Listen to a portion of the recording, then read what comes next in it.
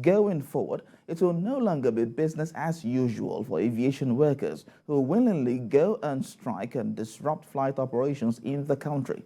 This is because the federal government is taking a strict position and has now declared that it will no longer permit strikes by aviation workers around airports, because not only does aviation offers essential services, but the act is prohibited by law.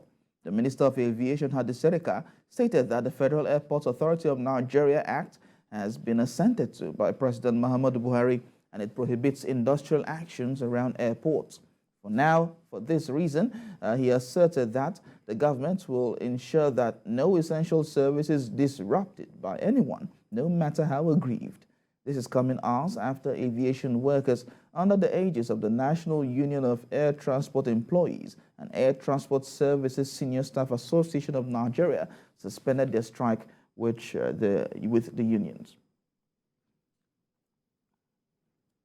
And as the federal government is busy ensuring sanity at the nation's airports, the number of missing persons in Nigeria is now estimated at 25,000. This is the highest in Africa and one of the highest globally.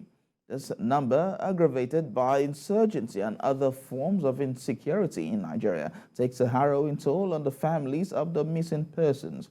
But what is the most worrisome is that the International Committee of the Red Cross believes this figure is just a tip of the iceberg, as more people could be impacted by factors that fuel this development. Moyo Thomas reports. There is a popular adage in the western part of Nigeria that describes the gravity of heartbreak a missing loved one causes. Katim Mustafa Yerima is living in this reality. I have children that are graduate.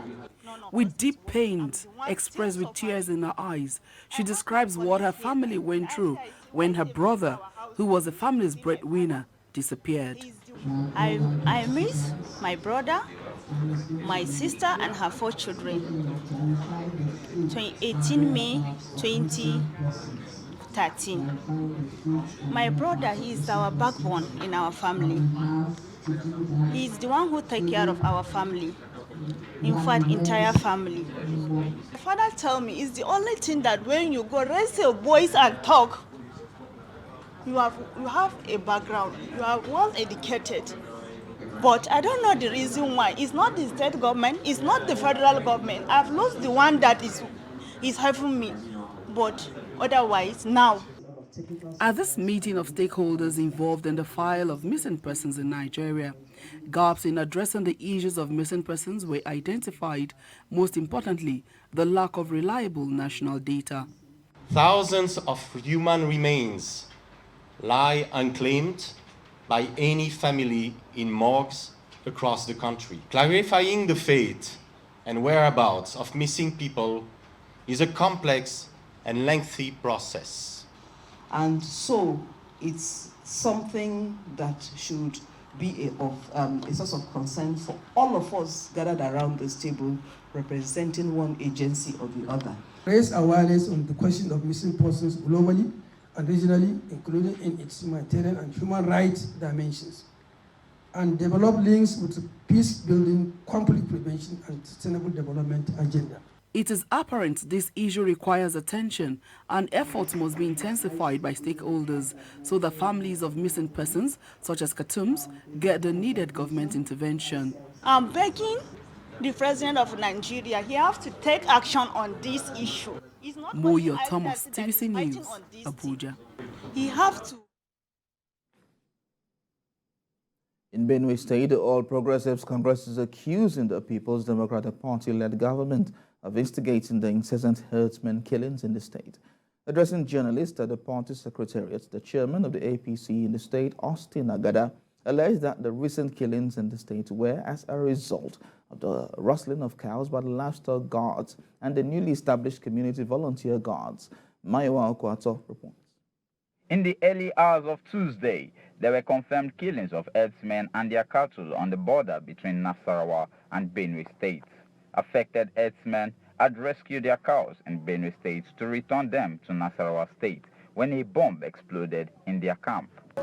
The issue is now being politicized as the All Progressive Congress, APC in Benue State, has accused Governor Tom and the state's volunteer guards of being responsible for the killings and rustling of cows in some parts of the state. While the party called on Governor Tom and the Fulani herdsmen to tread the paths of peace, it also urged the herdsmen to lay down their arm and allow peace to reign. The increased waves of killing of innocent citizens of Benue State, especially the people of the Ihare nation.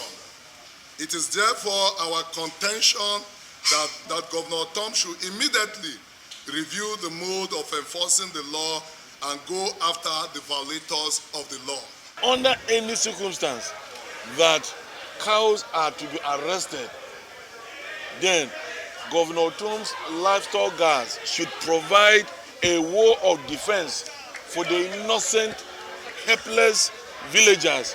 In reaction, Governor Tom has condemned the killing and insisted that the open grazing law was enacted in conjunction with traditional leaders and the House of Assembly.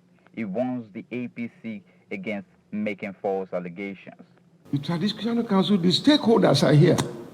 They jointly told me to set the process and enact a law prohibiting open grazing because there was no more land for open grazing. Going to say that it is not just Fulanis that are killing people, that even me, I'm killing people. I mean, you're unfair to me. As far as the APC in Benue State is concerned, the lives of cows are more valuable than human lives. This is why in the said press conference yesterday, their emphasis was on cattle rustling, as they frantically tried to justify why the Benue State open grazing prohibition and ranches establishment law should be reviewed. For a fact, the ignorant and mischievous leaders of the APC owe eternal gratitude to Governor Samuel Otom in enacting the open grazing prohibition law in Benue State. It is expected that the federal government intervene in resolving the issues surrounding farmers-herders clashes across the country. Mayowa Okwatso, TVC News. Well, let's turn our attention to Zamfara State, where the government is saying that it has enhanced surveillance and response to the outbreak of diphtheria disease in the state. The government also says it is monitoring the movement of persons, especially from Kano State, where cases of the disease were recorded. At least 34 persons across Nigeria have been confirmed dead as a result of the disease since its outbreak sometime last week. Theophilus Darafai reports. While diphtheria might not be a new disease, it has recently resurfaced in some parts of Nigeria. Diphtheria is a bacterial infection caused by the bacterium called Corynebacterium species that affects the nose, throat, and sometimes skin of an individual. Kano is one of the states that has recorded a high number of deaths from the disease since its outbreak. 25 persons, mostly children, died from the disease last week, and about 100 suspected cases have been recorded. In its quest to curb the spread of the disease, the Zamfara State government, through its primary health care board, says it has increased surveillance. Executive Secretary of the agency, Dr. Ismail Tukur, disclosed this at a quarterly media engagement organized by the board in Gusau. He says Zamfara State has not recorded any case, but developments are being closely monitored.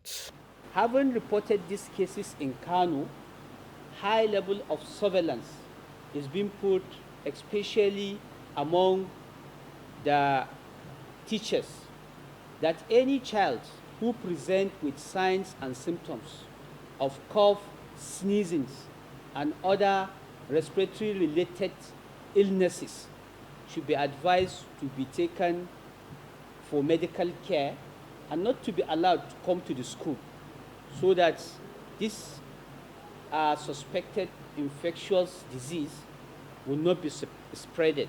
Dr. Tukur relates symptoms of the disease, which can be prevented through vaccination. Diphtheria is a bacterial disease which usually affects the children, but it's a disease that affects virtually everybody, but mostly children under the age of 1. And our stakeholders are advised to call on parents and guidance to ensure that children are fully immunized, as diphtheria is one of the diseases that can be prevented through vaccination. The deadly throat disease called diphtheria is gradually spreading across the country, raising concerns among health officials and many Nigerians. Experts here says there's need for increased awareness among the populace and early laboratory tests to curtail the spread of the disease as the country is battling multiple disease outbreaks. Seyfilis Darufai, TVC News, Gusau.